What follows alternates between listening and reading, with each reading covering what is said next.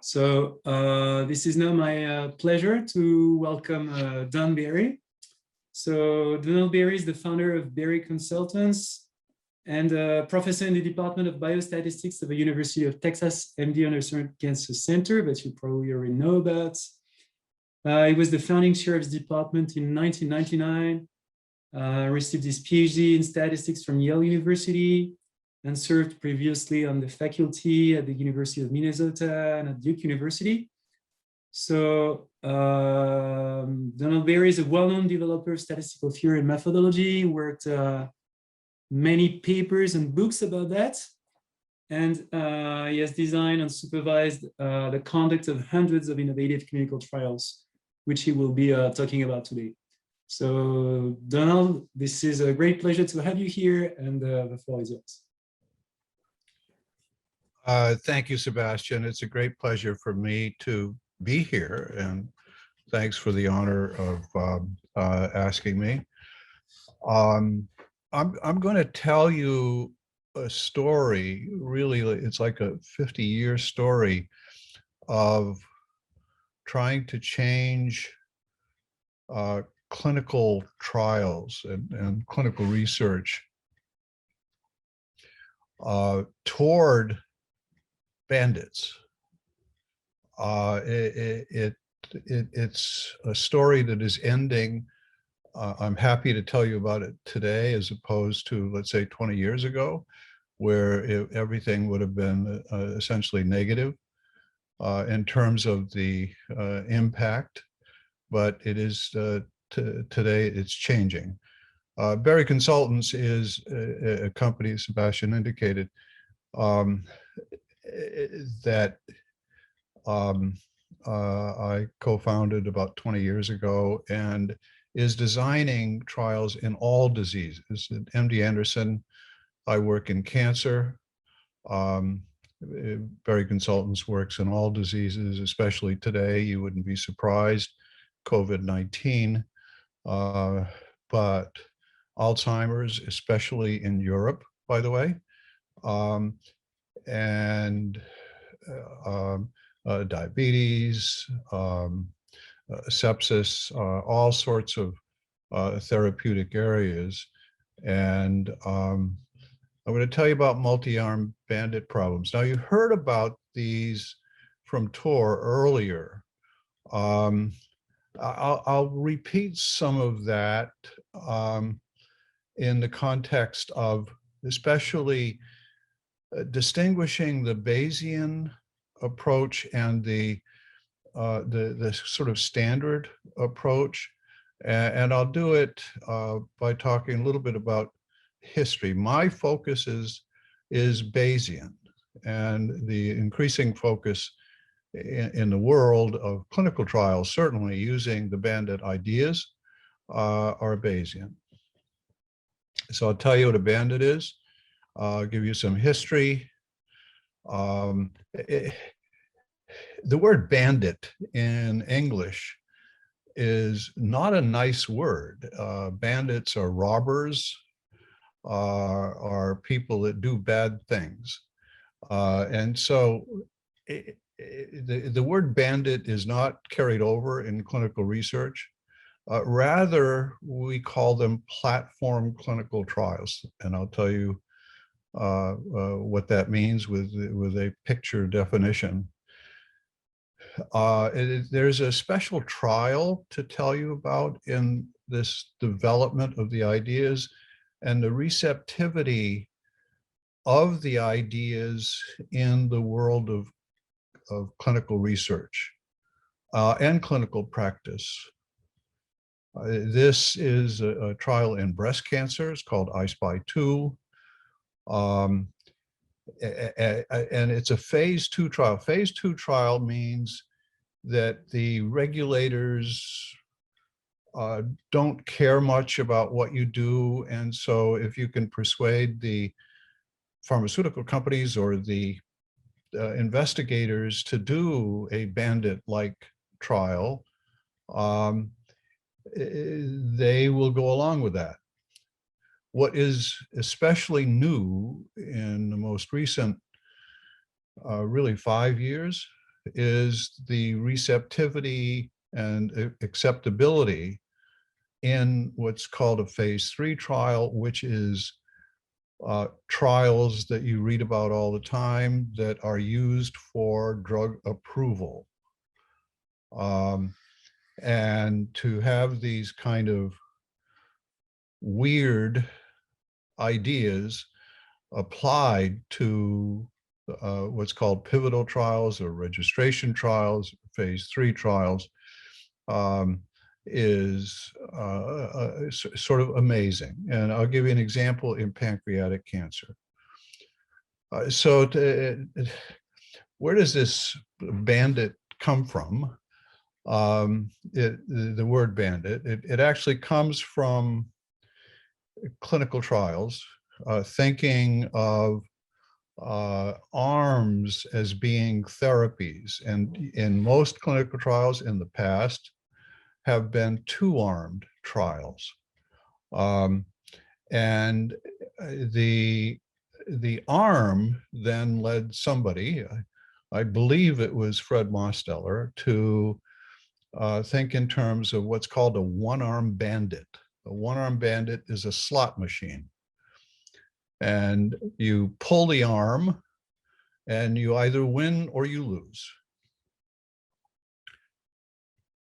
And the goal initially in bandits, way back when I started to work on them,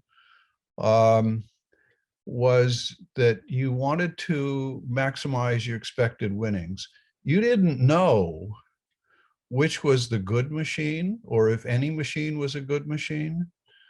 And you could learn by pulling the arm to seeing what happens. And of course, you can make money. So as Tor laid out, the bandit problem is really a problem in everyday life. We learn in everyday life about things. We learn, which route to drive to go to work when we do go to work. And we want to get there rapidly, but we also want to learn about other routes that might be good. So we take other routes and we try those. You think of, if you don't like bandits or one-armed bandits, think of coins. You have a coin that you can toss, and it gives you heads or tails. And if it gives you heads, you win $1. If it gives you tails, you learn nothing, but you earn nothing, but you learned that it wasn't that good, at least on that try. And so that idea is essential in clinical trials, where you treat patients. You treat patients to try to make them better. You also want to learn about therapies. So how do you trade off those things? Or in another application in search engines, where Google today has a cadre of people that are using bandit strategies or building bandit strategies to try to learn about what individuals will click on. Google makes money when you click on an ad, even if you don't do anything with the ad. And they know that you looked at the ad and didn't click it. So they want to put an ad that's attractive, that makes you click it.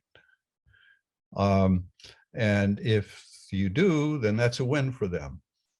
So they want you to click lots of things, but they also want to, not miss the possibility that there might be other ads that are more attractive, especially for you individually. And increasingly, of course, the world is moving not only in search engines, but also in clinical trials, to understanding, in the search engine case, what the individual will click on, depending on the individual's characteristics. They don't know that it's John Brown that is, in his particular proclivities, but they know what John Brown has done in the past, and they know something about John Brown, and they want to learn, what John Brown clicks on. So the goal in the early days, and there are certainly other goals that one can have, but one is you want to maximize your expected winnings over the course of some period. Like you get 100 tosses of one of two coins, and you can go between the two coins, and you try to maximize the total winnings over that 100 times. So you can win either $0 or $100, depending if you're never right or always right, or somewhere in between. And how do you, basing your strategy on the data that are accruing about the two arms, how do you switch from one to the other?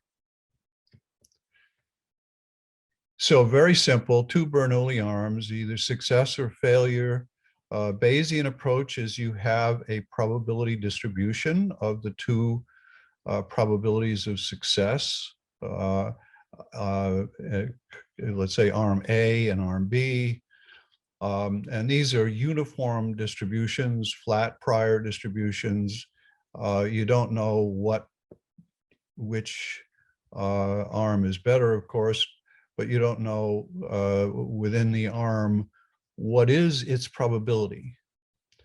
So I'll tell you as we go what the impact is on the total number of tosses are, but you're starting out with this, and sort of independent from the number of tosses, you can see that the two densities, probability densities, are the same. So it doesn't matter. If you tell me that A is better than B, then I'll tell you that B is better than A because they're identical. So which do you pick? It really doesn't matter. Suppose you pick arm A and you get a success. Of course, you win $1 because you got a success, but you also got information, and you changed the uniform distribution to this thing. This is the posterior distribution after you observed a success. That's Bayes' rule. You're updating using Bayes' rule. If you lost, then, you didn't get the $1, but you also got a different distribution. It changed to this.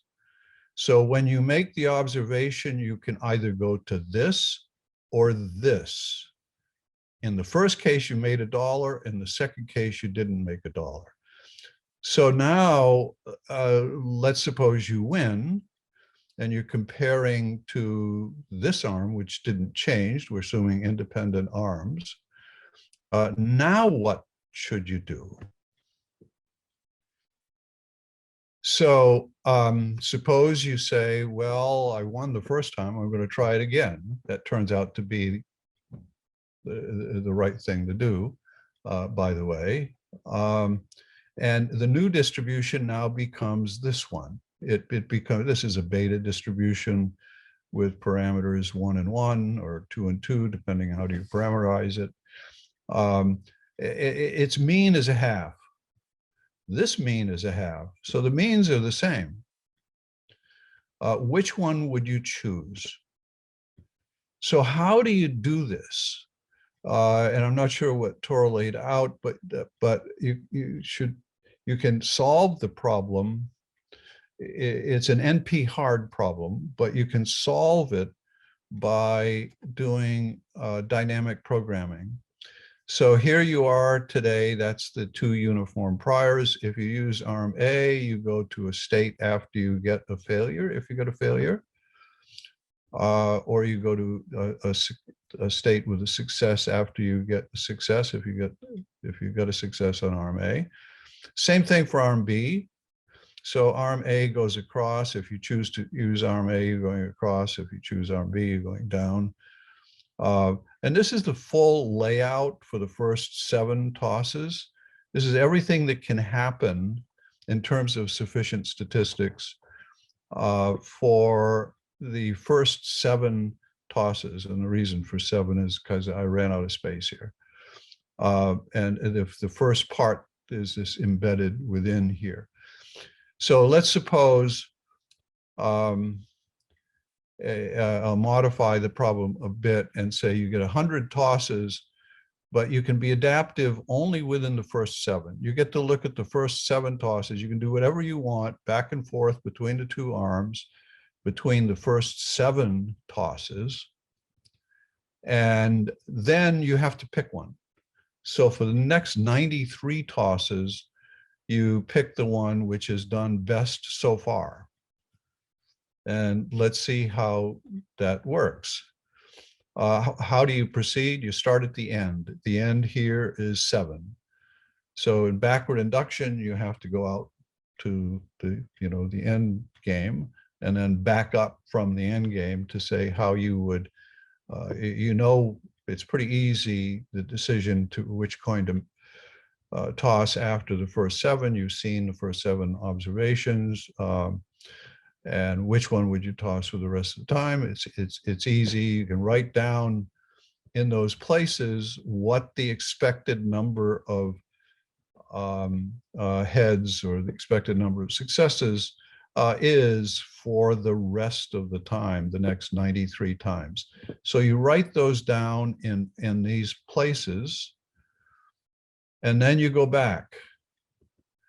You go back to where you're at the 6th toss. You have one more adaptive toss. Which would you use? Would you use arm A or arm B? Suppose you're here. What is here? Here means that you've used arm A 4 times and arm B 2 times. And you got 3 out of 4 successes. That's what this little box is lined up, 0, 1, 2, 3, 4. You got 3 out of 4 successes on arm A, 1 out of 2 successes on arm B. So there are beta distributions associated with this. Moreover, in the Bayesian approach, there's a probability, depending on this point, that you get a success. That when you move to the right, you're destined to move to the right because you chose arm A, you're going to go to either this place or this place. And this place is what you'd get if you got the 4th success. This where you got a failure, and so the same as the original 3 successes. And the same going down. So compare those two. That means comparing what you would do. Here's the beta 4-2 distribution. You get a success with probability 2/3, a failure with probability 1/3. That's the Laplace's rule of succession, or just the beta, just the Bayesian predictive probabilities of success, averaged over the uncertainty here. What is the probability of success? So 2/3 up and 1/3 down, and so new distributions. And each one of those has a success rate. So here's the optimal allocation. When I've shaded it with when I've shaded the box, if you happen to be in that box, that's the setting where you should move down. You should use B, arm B. If it's a open box, then you should use arm A. You should move to the right. And if it's one of these things where it's half shaded and half open, it doesn't matter what you do. They're both the same. So in this particular case, which by the way is right here, you should use this one. What's the intuition associated with this? Remember I said that the means are the same, so the probability of success is the same in both. But this one you know more about than this one. This one you know less about and you want to get more. And there's no negative associated with that because you're going to get a dollar with probability of half in both cases. So you should use this one because it gives you information.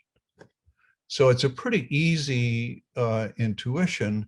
It gets much more complicated as you go along, where you have to trade off these desiderata of learning and earning.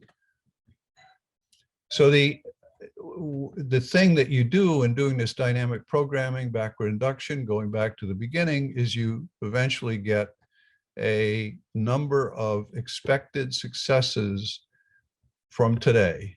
This is what you get from the strategy, which does optimally for the first 7, recognizing that you're trying to learn to benefit the entire 100 tosses. So how does that compare to other strategies? If you said, I'm not going to learn at all, I'm just going to pick one and use it, or use any other kind of strategy that doesn't depend on the data, then the expected number of successes is 50. I just went through this example where you can get 63 if you do well by learning the first 7. If you learn throughout, don't have this restriction of 7, but just keep learning and trying to maximize the number of successes over the 100. The best you can do is 64.92 in terms of expectation.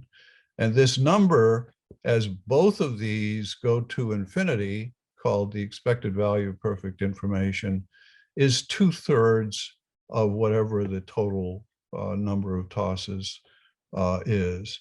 And that's kind of an easy thing, because if you say, well, I can get to infinity, surely I can learn what the 2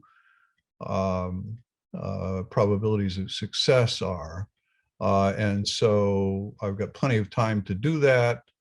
And that essentially says that the expected number of successes over the duration is the expected maximum of PA and PB.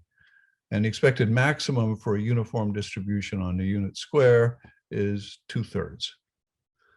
Compare that to an RCT, a randomized clinical trial. This is what people have been doing forever in clinical practice. And if you had, let's say, 100 patients, and you're going to give half of them A and half of them B, then you get this 50. 50 is the expected number of successes over that time, as here. If you did something more clever and did an RCT for the first 7, and then chose the one which was best for the last 100, you get 62.4. Not quite as much as what you could do if you handled the first 7 better. Here's a little theorem you can play with. It's pretty simple. It's always better to choose, if you get to choose n, and somebody says you can have n equal, you can learn for the first 7 or for the first 8, which would you rather do? And the answer is it's always better to choose the odd number. And why that is has to do with the symmetry of where you started. Notice that you never switched on a loser. I say notice that. You didn't go through the individual things, but I can tell you that in that strategy, you never switched if you lost. You stayed on the same one. And that's actually a characteristic that I proved many years ago, that if you're following an optimal strategy, you will always stay with a winner. And as usual, if you want to prove anything about this or do the programming To do the calculations, you write down the recursive equations, and this simply says that the expected number of winnings, I is information where you started, you know, those two distributions we had, for example. This expected value of rho, the expected value of the right arm probability is what you get for the winnings for the first day. You go to the next set of information. What happens if you get a success, a sigma for success? You get n is decreased by 1. The probability of a failure is 1 minus the probability of success, and is also decreased by 1. But you now have a new distribution on the right arm because you chose the right arm and you got a failure, phi for failure. So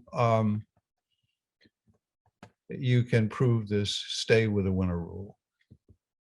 So I want to tell you, I've already told you some of history, but a bit of other history. And I think Tor told you about Thompson.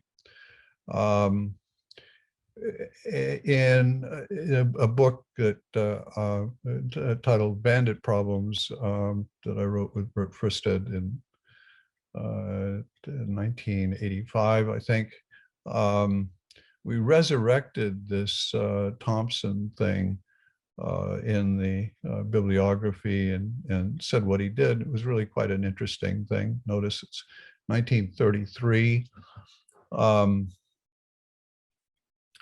He said, okay, so if you have a clinical trial and you're trying to do well in the clinical trial, but also learn, you write down what you know. You write down the probability distributions of, let's say, PA and PB, and you calculate the probability on your prior distribution that PA is bigger than PB. And then you use that arm A, with that probability. Now that's, he never used the word randomize, which is interesting historically in the clinical world, because the first randomization,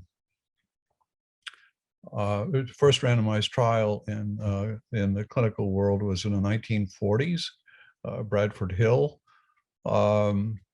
built it. And so in a way, Thompson predated that with not only using the notion of randomization without saying it, but also doing something which is better than what Bradford Hill did, namely adapting to the results. So it's sort of adaptive randomization, which has then come to be used as sort of an approximation to the optimal strategy. And by the way, Thompson recognized that what he was saying was not optimal,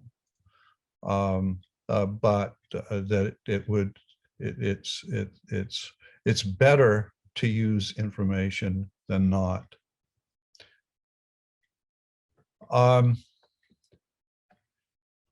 There's another school developing. This is in the Bayesian school, as you can tell. Another school developing over time, Herb Robbins, great mathematician, probabilist, who put forward some of the ideas, saying, for example, that if you always switch on a loser and stay on a winner, you'll do better no matter what the underlying probabilities are. And so that sort of idea where you're conditioning, non-Bayesian conditions on the PA and PB, Bayesians average over the uncertainty in PA and PB when they make the selections. Dorian Feldman showed a very simple what in retrospect, simple setting where you know the two probabilities, you just don't know which goes with which arm. So that's a dependency in which it doesn't matter which arm you use in terms of learning, but it does matter which arm you use in terms of earning. And the answer, of course, was that you should use the arm which has the higher probability of being the bigger of the two. Brett, Johnson, and Carlin addressed the case where you know one of the arms and the other arm is uncertain, and developed some nice stuff. I've done a lot in the Bayesian world of bandits, and including this book that I mentioned. And I want to mention, I know Tor told you about the Gittins Index. So the Gittins Index is an amazing thing in multi-arm bandits. It says if you want to solve a multi-arm bandit, you compare the arms to a known arm, each arm in the multi-arm bandit to a known arm, and ask the question, is it better than the known arm? And the index is for each of the arms, the multi-arms, the index is that known arm probability, or in the more general setting, the index in the two-arm trial. So what it did is effectively take a many-arm setting and reduce it to a two-arm setting, to lots of two-arm settings. And you use the arm with the higher Gittins index, and that's optimal. It's optimal in the case that Gittins assumed, namely in the discrete setting, discrete time setting, where you have exponential or geometric discounting. So there's a discount factor going from one observation to the next. The first observation counts 1, say. The second observation counts alpha. The third observation counts alpha squared, etc. And so he showed that was optimal, which was kind of path breaking and simplifying the finding optimal strategies. What we did in this book, in one of the chapters of this book, is we showed that works only in the case of exponential discounting. Anything else does not have a Gittins index.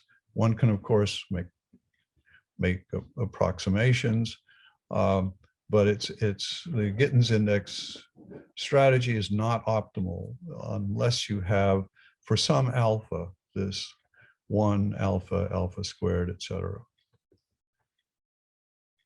The search engines, these are used in search engines these days, and including the Thompson sampling. Clinical trials.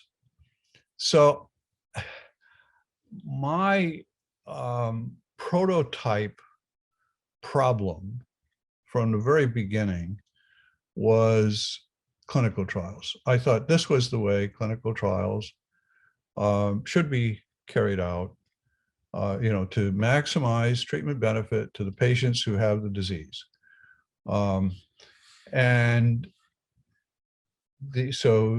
Clinical trial is a bandit strategy.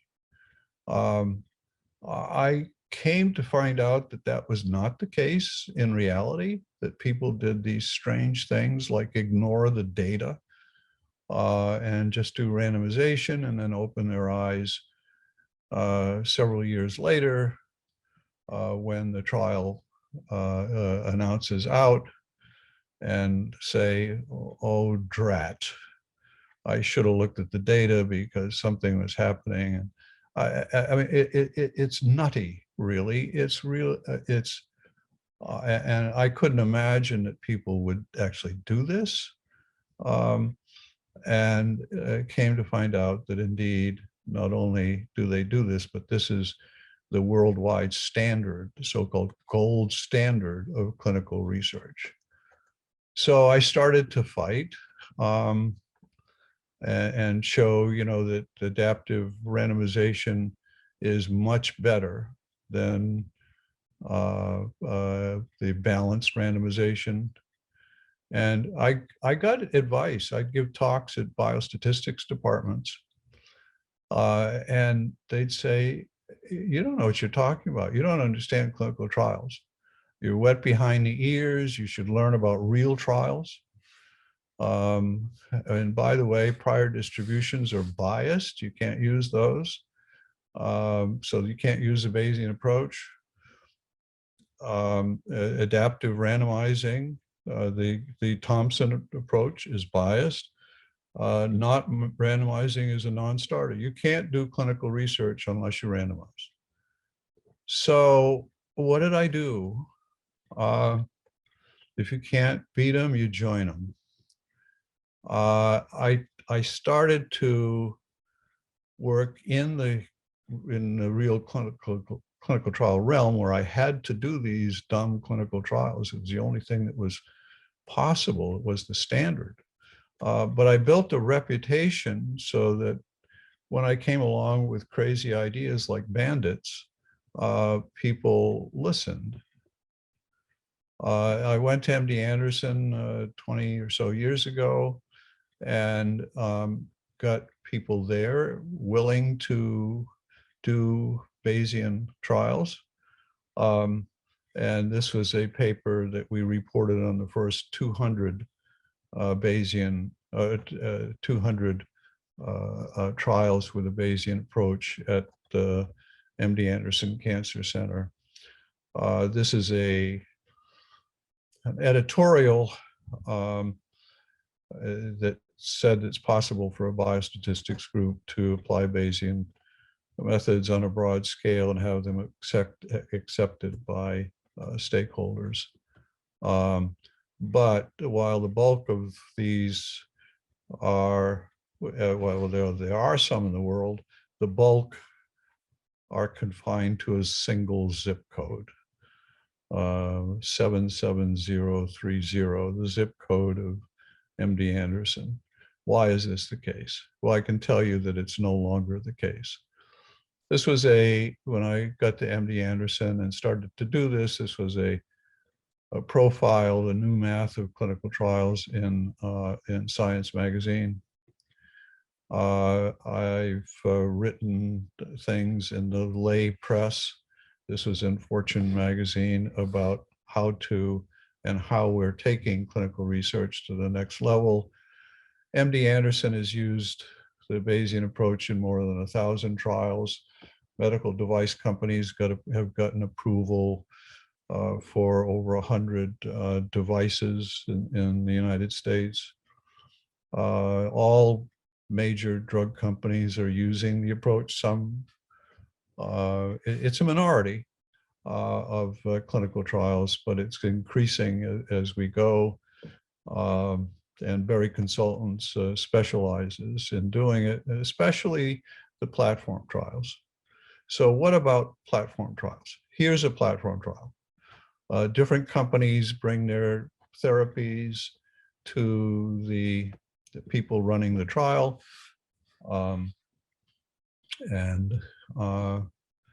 This is happening in many cancers. And as I mentioned, COVID-19, just to update you, this was last month in the journal, in the New England Journal of Medicine, reporting on a platform trial that was designed in preparation for COVID-19. They didn't know about COVID-19, but in preparation for the next pandemic. And so on March 11th, 2020, when the first, when the WHO declared COVID-19 a pandemic, the first patient was randomized to remap CAP, actually remap COVID, which is a trial that Berry Consultants designed. We had to open an office in Europe in order to be part of the consortium running this trial. And so I think they're of the co-authors of this paper, like 8 of them are Berry Consultants. Across the ocean, just this month, March 4th of this month, an article on another platform trial reporting on another therapy. So this addresses the question, you're learning and you're earning in the trial itself. When do you let other people know? And so this is when you get enough information, you sort of graduate the therapy from the trial, the arm from the trial, and it then becomes used in the clinical trial, in the clinical practice more generally. This is these so-called master protocols, platform trials to study multiple therapies, multiple diseases, or both by, this is an article of a few years ago. Janet Woodcock is the head of the Center for Drugs at the FDA, currently the head of the whole FDA. Yssa Levange was a statistician, head of the Center for Drugs at the time, pushing a concept of multi-arm platform trials being adaptive, multi-arm bandits in effect, and I-SPY 2. And you can read about I-SPY 2. It had lots of hype when it started, this kind of new way of doing things. It started in October 2010. This is a Wall Street Journal major article saying how the thing worked. And you can see that the source of this picture is me at the bottom there. And the goal is to have smaller phase 3 trials. And these are 4 articles that appeared in the New England Journal a few years ago, announcing the first 2 arms that we included in I-SPY 2. We are now up to over 20 experimental arms. We've randomized, this is a bit out of date, we've randomized over 1,800 patients, adaptively randomized. And some of them have graduated to phase 3. The ones that I've circled have graduated to phase 3. And they've had different sample sizes. Of course, they have different sample sizes. We're looking to see how well they're doing, which subsets of patients, which biomarker subsets of patients they're doing well in. And as soon as we get convincing enough evidence, then we announce the results. I'm going to do one more thing. Precision Promise is this pancreatic cancer trial. It's a platform trial. It's underway. We now have 3 arms that and building up. There are other arms. There's a very similar trial in glioblastoma, which is happening internationally. Glioblastoma and GBM,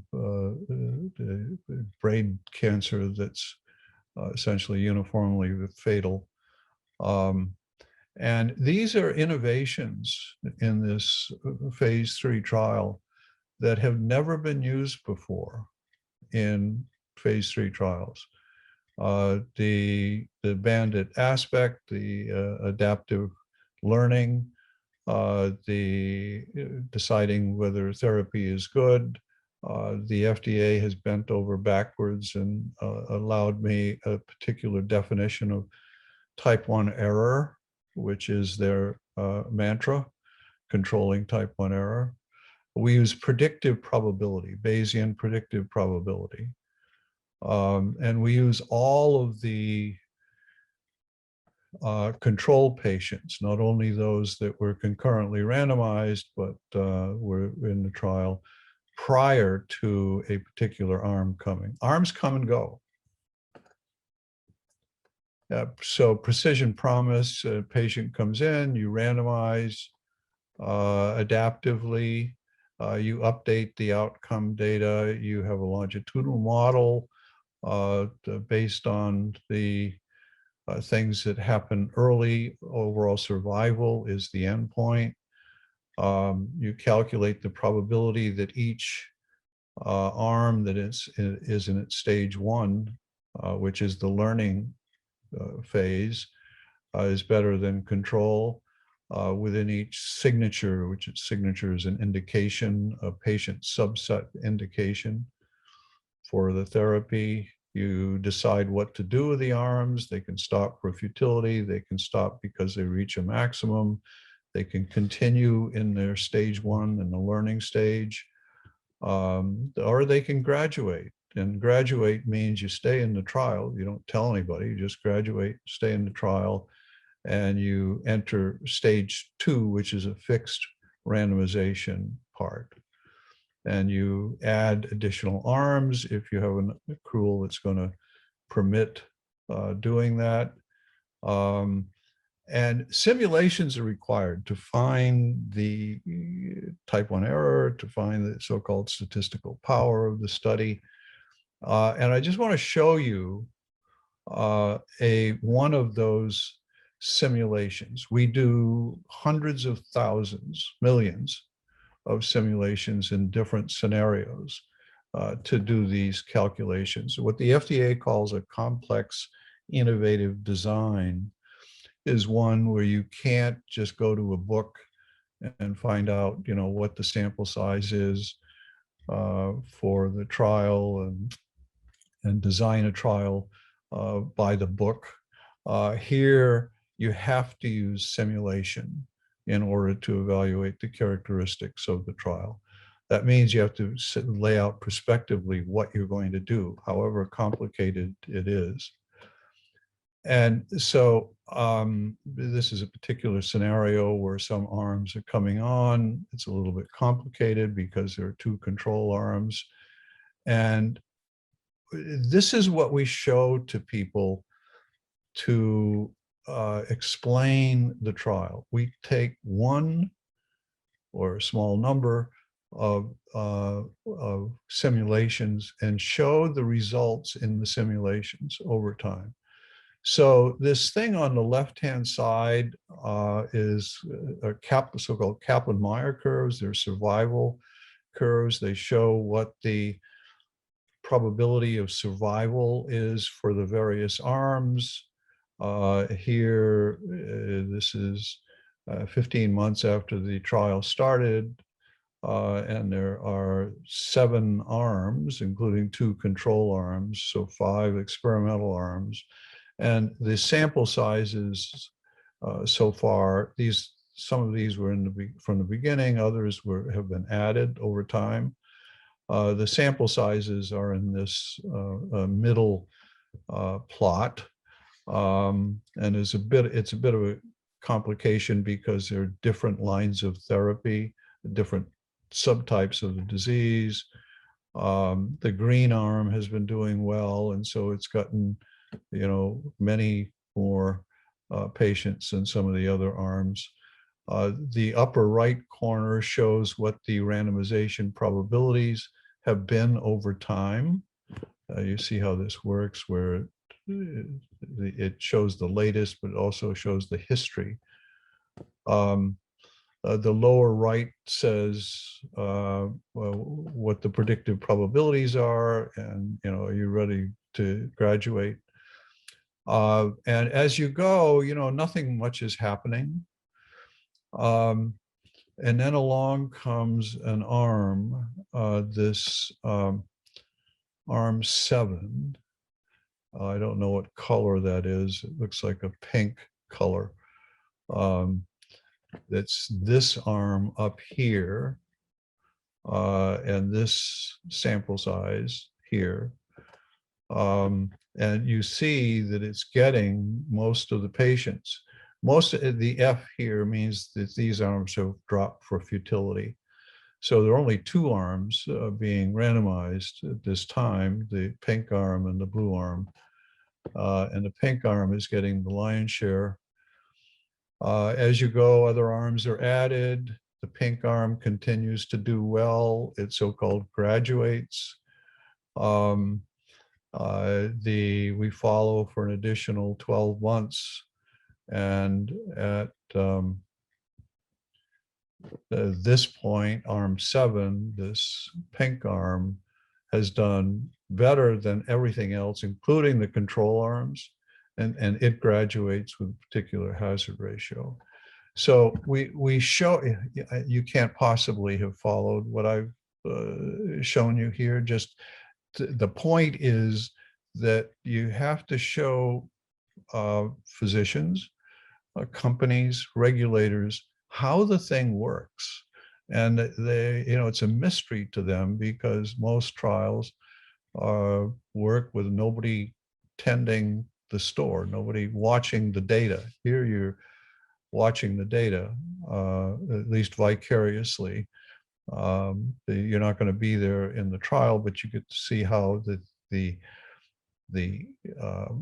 design handles new data when it comes in. And do you like that? And if you don't, maybe we can fix it so you do like it. So I tried to tell you something about bandits, Bayesian bandits in particular, some of the history and some of the negative in history that nobody listened for at least the first 30 years of when I was talking.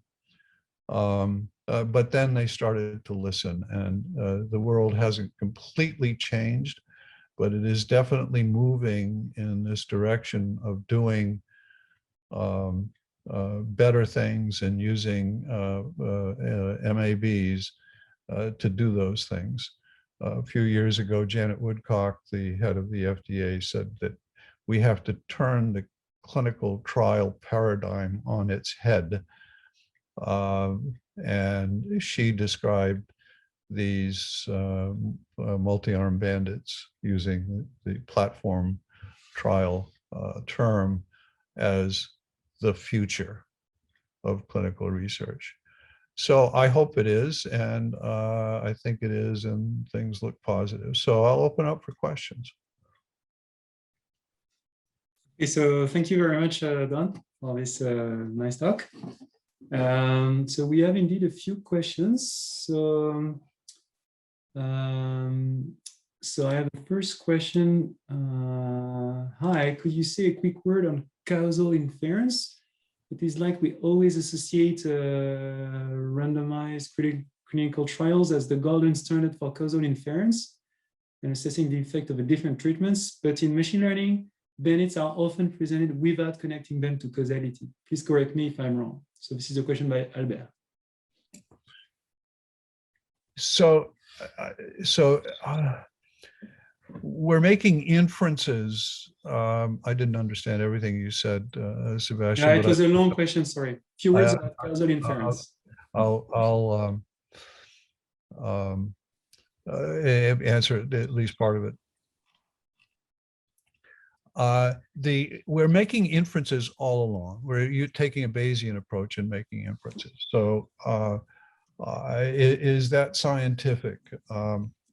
Janet Woodcock, I'll quote her again, said, adaptive randomization is adequate and well controlled. This is the FDA speaking. And the FDA's dogma is, in order to get approval, you need adequate and well controlled. When you saw the particular simulation, These are inferences that we're making a long time. And at the end of the day, when we submit to the FDA, it is that one snapshot that I showed you that showed the ARM7 results. And the FDA says that if you show us that, we'll approve the drug. And that this is an inferential thing. This is scientific inference. This is scientific inference, but it's also treating patients effectively and getting an answer that is better and faster for therapies that are doing well. And if therapies aren't doing well, we stop for futility, and they, you know, in the meanwhile, they've been getting low probabilities of being assigned. So we don't throw out the science. We embolden the science, if you like. And I hope I answered the question. Yeah, I hope so. So I hear that Thor has a question also, but Thor can't ask it in a written way, so we will just ask it orally. Thor. Oh, okay, thanks a lot, Sébastien, and thanks for the talk, John. I mean, this was great, and I loved your book as well. It's been great reading that. So I have two questions. One is very simple and technical, which is that you mentioned it's NP hard to do this exact calculation, and I'm very curious to know a reference for that proof. And the other question is, are now in statistics in these fields people happy with Bayesian credible intervals as a substitute for power calculations, or yeah, what's going on there now? I'll do the second question first. Yes, you say people. There certainly are people that are happy with it. So for example, this New England Journal of Medicine COVID-19 paper, there are no p-values. There are no confidence intervals. They're all Bayesian conclusions. Similarly for the Lancet article. Similarly for those papers I showed you in iSpy 2. This was not an easy thing for journals to accept. The first time I tried to publish something in JAMA, the Journal of the American Medical Association, they said, we don't use Bayesian things. And I said, well, you have to, because this was the design of the trial. Moreover, the FDA approved this on the basis of only the Bayesian approach. And so I sort of shamed them into it. They said, well, okay, but we're not going to use the word Bayesian in the abstract. And lo and behold, I can show you the paper. They finally did use the word Bayesian in the abstract. So it's a coming thing. In the old days, people used to fight Bayesians and frequentists. We don't fight anymore. We talk, you know, as opposed to the United States government. We talk to each other across the aisle, and we recognize, you know, people aren't stupid. And they do reasonable things. And so the short answer there is yes. The NP hard thing, you know, I read some computer science things, and I'm quoting them. I'll see if I can find a particular place where they say that this is, of course, NP hard. In was it Gittins? Somebody once cited the World War II, that this problem came up in World War II, and the mathematicians were struggling with it. And somebody had a theory or an approach that said, we should send this to the Germans. And so all of the mathematicians will be preoccupied with trying to solve this problem, and they won't pay attention to the war. I don't know whether anybody followed that through, but it really is a bear of a problem and any kind of solutions or approximations. Of course, we can do the calculations, and increasingly with the software and particularly the hardware that's available. But I'll see if I can send that to you. Thanks a lot. So I actually have a question too, and I think it's related to another participant's question. So I first take the other question and then mine. So the other question was, don't you think there was a misconception between multi-round bandits and randomized clinical trial goals? Why have they been so reluctant to use maps? And my question is, can you tell us how much work you had to do to convince people like in the FDA to use maps?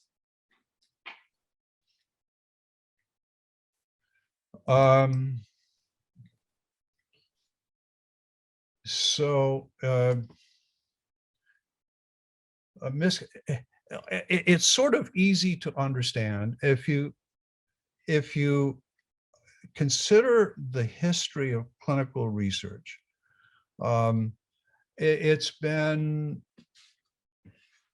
a fight for people that wanted to talk about evidence-based medicine, as opposed to doctors who have it in their head what the best thing to do is.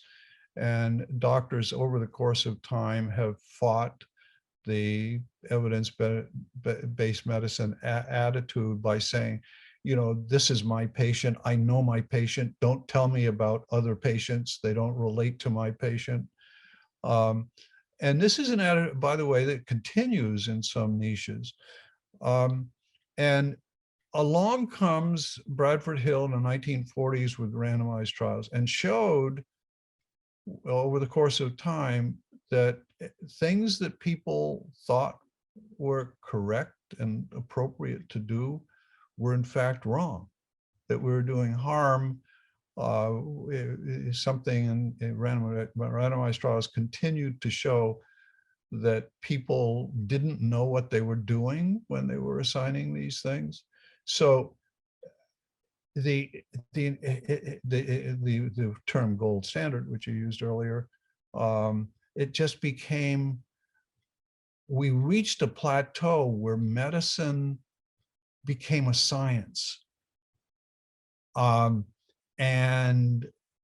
we don't want to lose that. So it just became so standard that anything else was bad.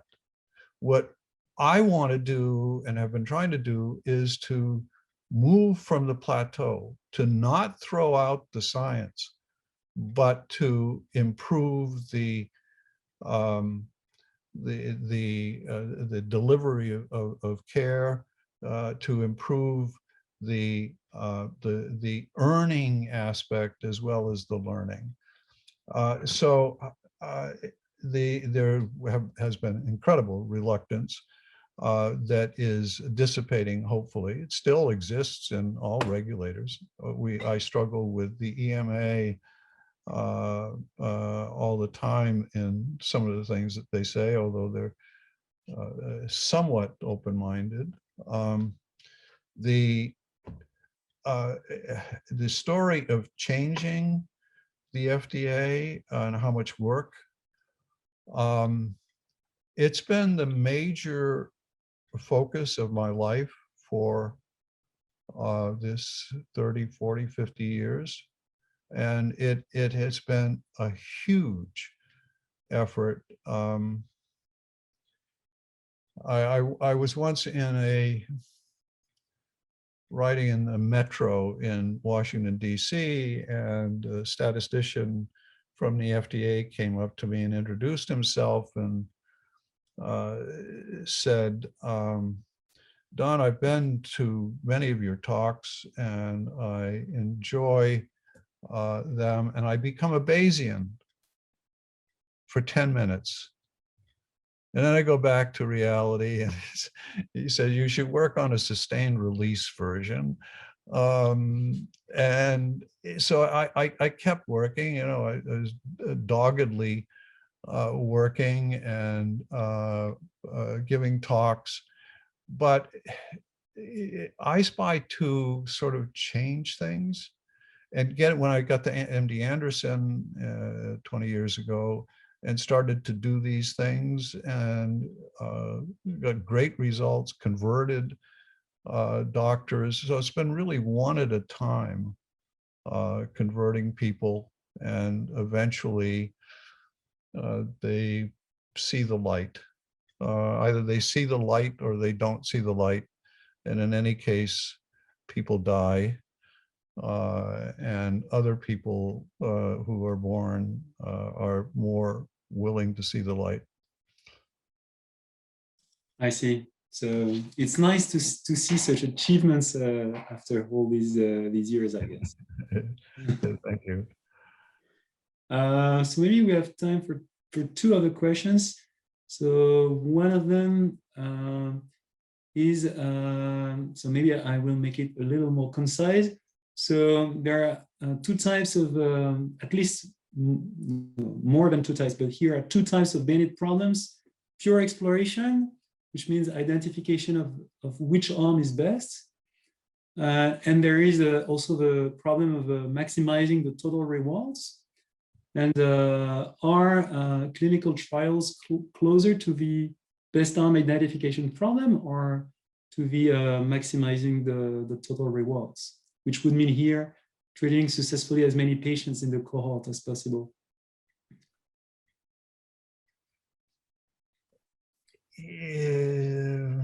So the standard Bayesian problem, which is not randomized,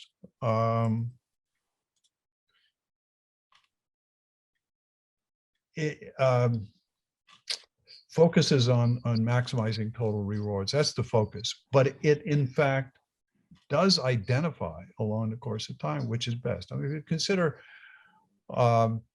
let's say you've got a long horizon and you've got, you know, lots of patients, and you've got lots of therapies, and you're giving therapies according to trying to maximize the benefit for patients in the trial across the board, all patients with a disease. You will start to focus on particular arms. And this is a non-randomized fashion. You'd start to focus on particular arms, perhaps for some patient populations, one arm, and another population, another arm. And you will identify, although it's not part of the design, you will identify what is the best. And the identification of what is the best for which patient is not as good as if you did a randomized trial with, you know, equal numbers of patients to each one, because that's the only concern that you have in that setting. Although if the number of arms get too big, I mean, what you really want to, in the multi-arm setting, get rid of some arms. And so this, whether it's adaptively randomized or the bandit strategy, you want to home in on what is the best. And the bandit strategy leads you to this. And it's appropriate to do. You don't want to keep randomizing. You'll keep learning if you keep randomizing, you know, equally without paying heed to the data. But you're learning about something that's irrelevant. I mean, what is relevant is the patient population. And increasingly today in the clinical arena, we have many drugs. I mean, where did we get drugs 30 years ago? We used to squeeze tree roots and see what we got, and maybe it helped. Today we move atoms around on the molecules, and we have gazillions of therapies that we can use in cancer and other diseases. And cancer tomorrow is going to be very different than cancer today. And we've got to adapt to that. You can learn too much about things that is no longer relevant. And that's the story of clinical research today. So in answer to the question, is adaptive randomization, the focus is mostly on the total reward. We don't ignore the identification of which is best, but we recognize that learning which is best when nobody cares for that arm anymore is sort of irrelevant. So we have to be building smaller trials and be building trials like the platform trials that identify therapies and then move on.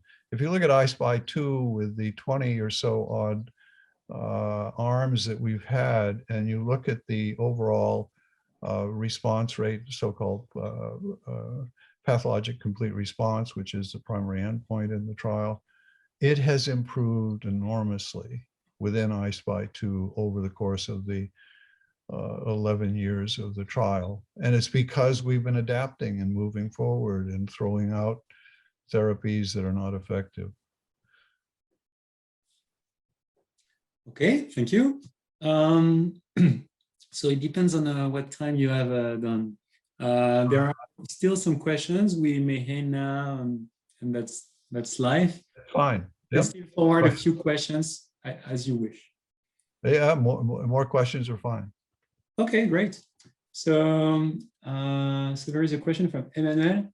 You managed to promote the use of Bayesian methods in clinical trials, and that's quite a feat. Do you believe the same might happen to therapies like dynamic treatment regimes or personalized medicine? If so, that's the way to go.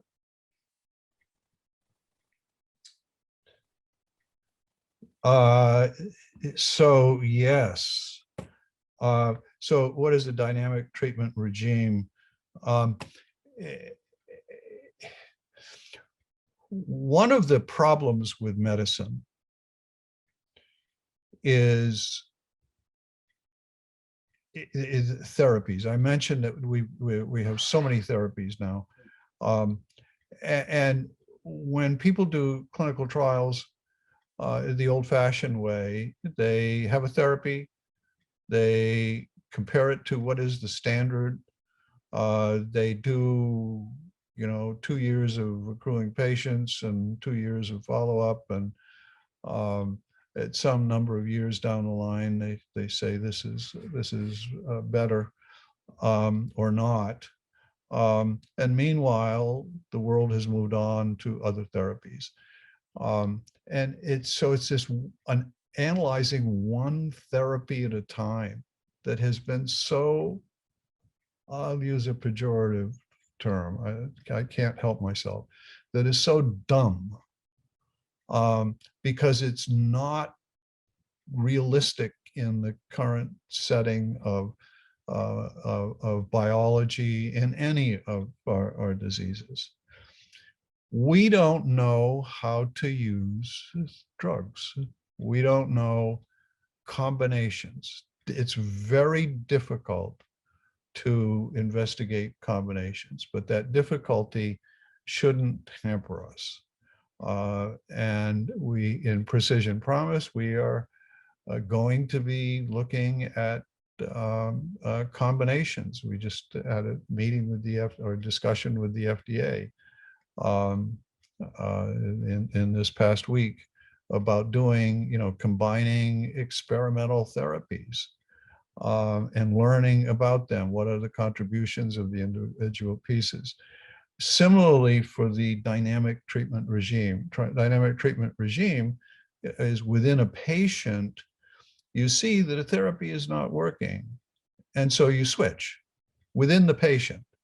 Here, where, what I've talked about so far was that you learned about which patients were benefiting and using therapies in future patients, depending on what you learn there. But we can learn within patient. And so increasingly, we're doing that in the multi-arm bandit setting. Now the multi-arms become, the many therapies and the sequences. Indeed, in the remap cap that I mentioned for COVID, we started out with 72 different arms that were sequences of therapies that were, looked at immune modulation, that looked at controlling respiratory problems, that looked at control. And so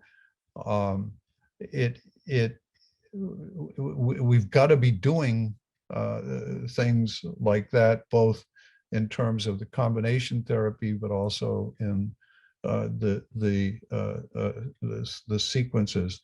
And the world, I'm always looking forward, and the world is moving to precision medicine, where individual small cohorts of patients have different characteristics from others, and learning which ones of those benefit from which therapies. And here, the multi-arm bandit approach is ever so much more appropriate than the standard approach, because you can't do, if you said to regulators, I have a therapy for relapsed Wilms tumor. This is a small, very, very rare tumor, and relapsed is even rarer. Maybe 100 patients in the United States in any year.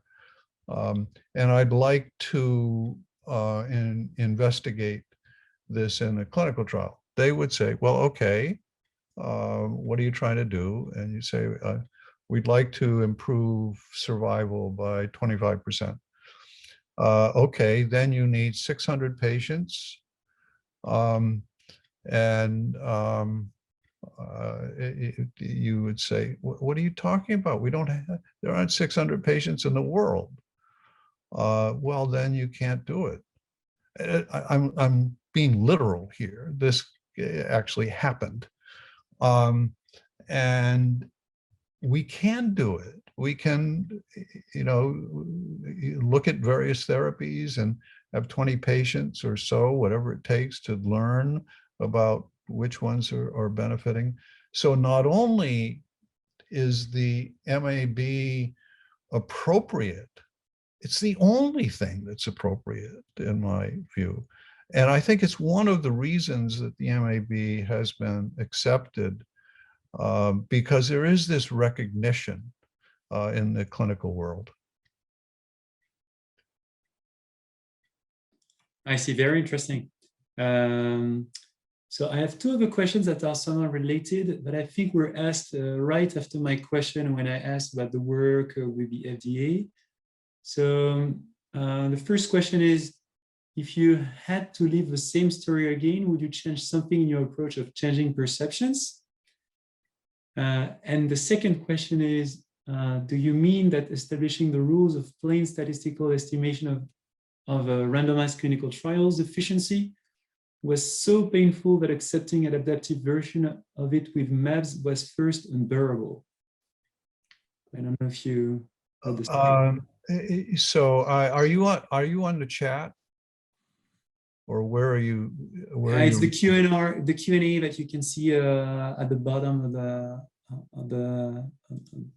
Okay, and whose question was that? So the first two, Mary and Patrick Fabiani.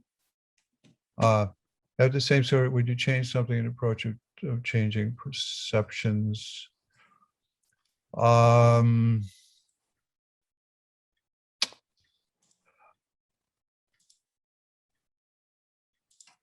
I don't think so. I mean, I faced, with one failure after another in terms of influencing the way people worked.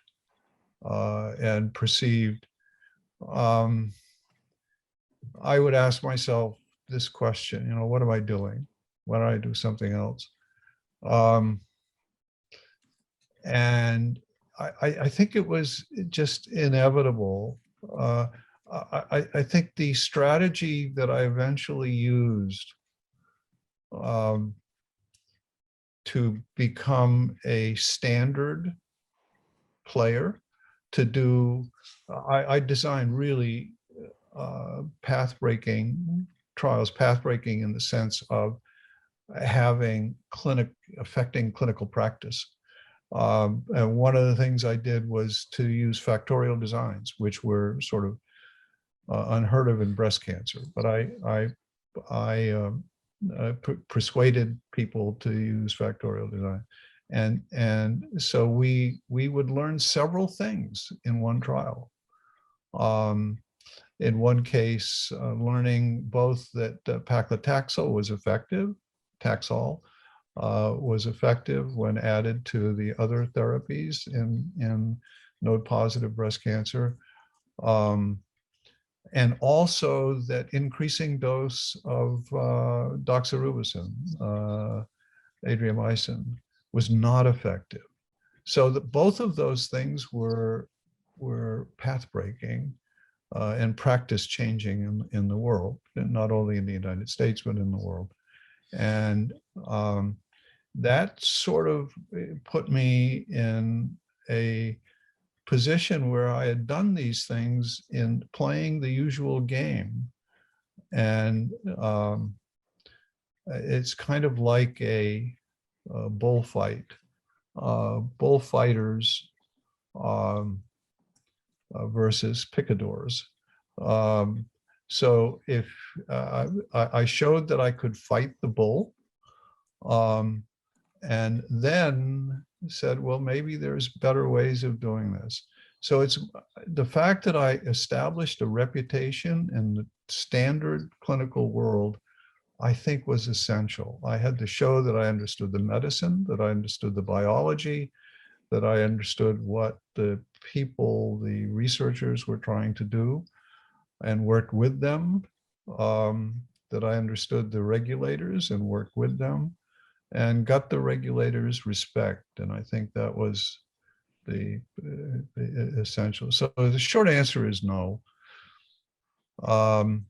Great, thank you. So I just let the other questions go because I think we are really beyond the initial timing. But the answer committee was very inspiring.